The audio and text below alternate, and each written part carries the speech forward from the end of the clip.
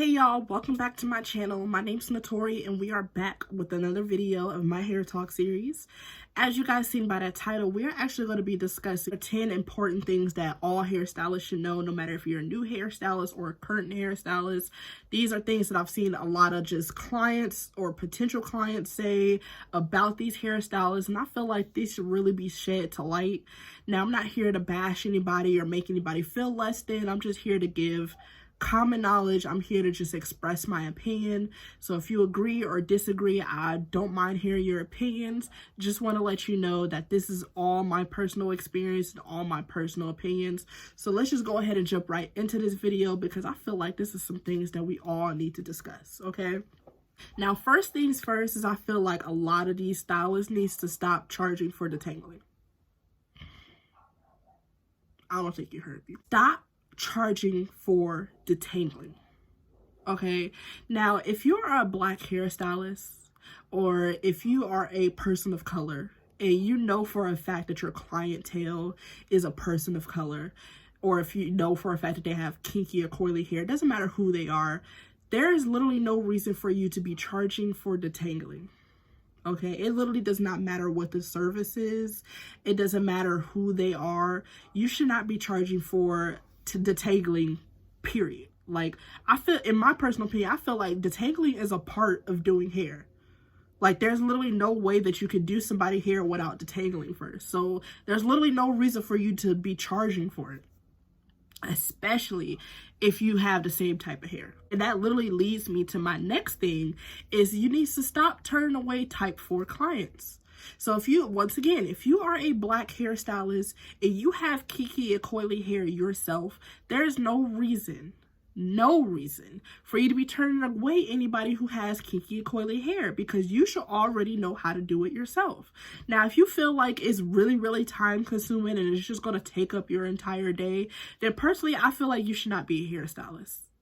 Okay, stop thinking that you can only get paid for laying lace. It doesn't work that way. Some people like to literally retain the health of their hair, or they like to keep the natural texture of their hair. Not everybody likes their hair straight. And really, when you know for a fact that you may have some potential type 4 clients, that means you need to literally teach yourself how to work with all hair types. Period. Okay? Now, with this next one is really important because, one, I feel like if you're working in a salon, you shouldn't even be doing this. And that is, stop asking your clients to come in with their hair washed. So once again, like I said, if you are working in a salon, you literally have a shampoo bowl there. You literally have a blow dryer there. So there's no reason for you to be telling the client to come with their hair washed. It doesn't matter what the service is. You literally should be doing your own washing for the client, and we should be recommended for yourself. And the reason I say that is because 9 times out of 10, most of these hairstylists that do people hair and like to retain the health of a client's hair, 9 times out of 10, they don't like their client to wash their hair before they come in because they want to do it all themselves. There's specific products that they use or a specific process that they go through when it comes down to doing hair, that 9 times out of 10, if a client is using like some Tresemme or something at home or some Pantene at home, they're not going to get the same results as the last client because I washed their hair at the salon, like, you know? So it's really important that you start washing your client's hair yourself so you can actually get the same results every single time and always determine the exact health of the hair. So you can't sit there and say, well, I didn't know, like, oh, I didn't know that they used this on their hair, or like, that's literally a part of the consultation. So those things literally are vital. Once again, there's no reason you should ask for any client to come in with their hair wash. No reason. Sorry, y'all, if y'all see me keep looking down. I got my notes right here, so it just keeps me on track. This next one is literally important. I feel like you shouldn't even be doing this at all, okay? But it's important for these type of services. And that is, if you are not licensed, you should not be doing chemical services. Okay, like, I understand there's people that do hair, which I've done myself, where you do hair at home, you're doing your friend's hair, you're doing your family's hair, like, to the point where you're just trying to put yourself out there before you actually got your license. But a lot of people forget the fact that if you do a chemical service on a client and you damage their hair, It's like actually getting a driver's license. So, and if that person try to sue you for it, yes, people can still do that. They can try to sue you if you mess up that chemical service and you don't have a license at the same time. That will stop you from getting a license altogether. Okay, just you have to know this information if you're going to be doing a chemical service, because it will literally determine if their hair is going to be damaged or not. So if you don't have a license, you wouldn't know these things. You'll just be going based off things off YouTube, and not all the time that's accurate information you should be going off of. So if in my opinion, if you don't have a license, you shouldn't be doing anybody's hair in general, okay? Just stick to the people in your home. Just stick to your immediate family. Just stick to your immediate friends. Stop going out to random clientele and try to do hair if you know for a fact you do not have your license yet. I don't care how good of a hairstylist you are. You should not be doing anybody's hair without a license, period. Now, this next one, I've actually seen people talk about. I've actually seen people argue about. And that is, these new hairstylists needs to learn self-discipline. Okay, so that means the same rules that you have for your clients is the same rules you should have for yourself. So with that being said, if you know for a fact you're going to be late to an appointment, or if you know for a fact you can't make it to an appointment, one, you should either be deducting from their overall price, or two, you should be taking away their deposit. Okay, so I've seen a lot of hairstylists do this where basically might have a late fee like for their services. So if they know for a fact their client came in late, like 15-20 minutes late, they charge them like by the minute and everything like that, which is cool because it helps you, it helps your clients to be on time. It helps like you to be on time and so on and so forth. But a lot of people tend to not do the same thing the opposite way. So there's going to be times where you might be late to an appointment. There's going to be times where you're not even be able to make it to an appointment altogether. That means you should not be getting mad at your client and charging them still full price because you was late. Okay, so that means you need to be deducting from that price. You need to be dropping that price because of the fact that you weren't on time. You didn't do your job and you were not professional. So that means you need to go ahead and kick up your customer service a bit and go ahead and deduct that price, and 9 times out of 10 that person is going to return. No matter if you was late or not, that person 9 times out of 10 is going to return back to you just because of the fact of your customer service. And with that being said, let's just go ahead and jump right into this next one, and that is to learn customer service. Okay, if you have never worked a retail job, then you're going to have a hard time literally working with doing hair, okay, because it's literally a customer service job.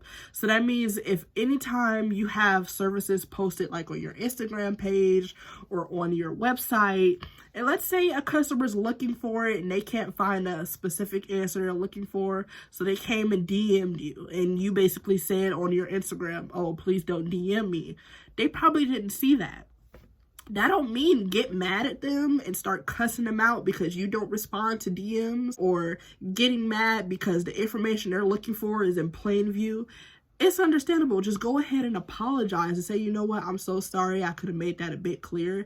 Here's the information you're looking for, and so on and so forth. 9 times out of 10, that person is going to rebook with you. Okay, if you straight up and just come out, I already put this information out there, I just told you this, or the information is right there, I'm not about to tell you it, this, that, and the third, like, that right there is going to stop that person from even considering you. It doesn't matter how good of a hairstylist you are. That is going to stop that person from even considering doing their hair with you because they know for a fact what type of person you are. So if you know for a fact you got bad customer service, or you think that you could just cuss anybody out any type of way because they coming to you for a service, let's not forget the fact that they're coming to you and you are the one that's getting paid. So honey, at the end of the day, you need them. Okay, you may think that, oh, I got plenty of other clients, but word of mouth is literally strong. Okay, so that person that could have been a potential client could have literally stopped so many other potential clients coming in because they didn't show so many other people. You that went viral on Twitter and Instagram because you talking to them dumb over some information they probably just mistake by accident. Like, you know, so you just got to understand that customer service is everything. Already bad enough that us as Black women already get that angry black woman face. So it's just best to know great customer service so you can stop that type of stereotype, and we can just go ahead and move forward and have the best type of clientele and work as possible. Okay, so let's just go ahead and jump right into this next one, because I honestly feel like nobody should even be doing this anyway. So this next one is to never fight a client in front of a client. Okay, so once again, like I said, this is another thing that I've seen on social media. I've seen it happen with several hairstylists actually, where people can get really upset if a person comes in, try to get their hair done and try to run out on them. So some people will sit there and try to fight that person on site. Some people will sit there and try to cut that person's hair out right then and there, which at the same time, it shows that, you know, you're not the one to play with. I get that.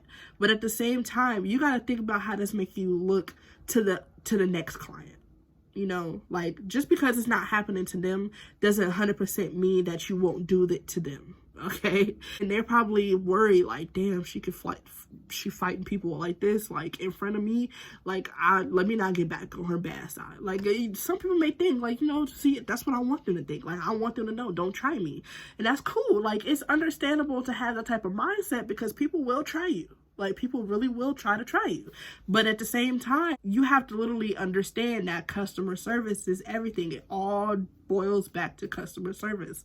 So it's really important that you know exactly who's around. Now, if you know for a fact that this person really got you messed up, okay, stuff like that, clock out. Okay, go outside, go to the parking lot, do that outside, but do not do that in a hair salon. Take that outside.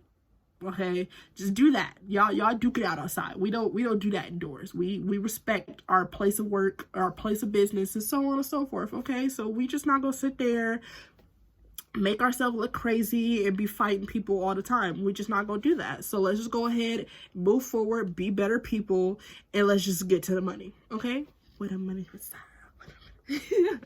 Okay, let's go ahead and jump right into this next one. Okay, this next one is something that I feel like I still have to personally learn myself. Also, I feel like a lot of people should just know in general, because, you know, practice makes perfect and everything. But if you know for a fact that you can't do a style or a service that a client is requesting, it is okay to say no. Okay, it is also okay to tell them that you don't know how to do it. Okay, let them know that you want to give some time to actually perfect your skill before you do it on them, because, you know, perfection is everything. It just gives yourself, once again, customer service plays a part in that. And it literally gives yourself a better look, because it lets you know that you're just not trying to do any type of hairstyle just for the money. You're literally taking time to understand that, you know, I don't want this person to walk out here looking a hot mess. Like, I want you to really represent me as a stylist. So I want all my clients to look the same way, and so on and so forth. So it's okay to literally turn away clients if you don't know how to do a service. That's okay. But that does not coexist with that last thing that I said, meaning don't turn away clients that got type 4 hair. Having type 4 hair and not knowing how to do a certain type of service is two completely different things, and we just not gonna turn away people for their hair type. We're gonna turn away people if we know for a fact it's an actual service we can't do. So I can understand if that person came in and said they wanted an actual natural hairstyle done, and you're used to doing like protective styles and so on and so forth. That's understandable, because you probably never done an actual natural hairstyle before. But if you know for a fact that you've done natural hair before, like, it may sound the same, but it's literally two different things that I mean when I say that. This last one, I honestly feel like is a really, really good thing when it comes down to business in general. And that is, if you know for a fact that you are selling hair and your client is buying the hair from you, do not charge them for it. Now, this is a personal opinion, and like I said, once again, this is my personal opinion. I honestly feel like if a person is coming to you and they're buying their hair from you, one of those should be free. So either the service should be free or the hair should be free. And if you already charging about $300 plus for the service, and then you already charging another $200-300 for the hair, who's going to be sitting here paying about $600 to $1,000 to get their hair done? Because I know I'm not. Okay, and I'm not going to charge a client to do that either. So if I know for a fact that I'm going to be selling hair, I'm going to literally probably not charge them if I know they're going to be getting their hair done for me.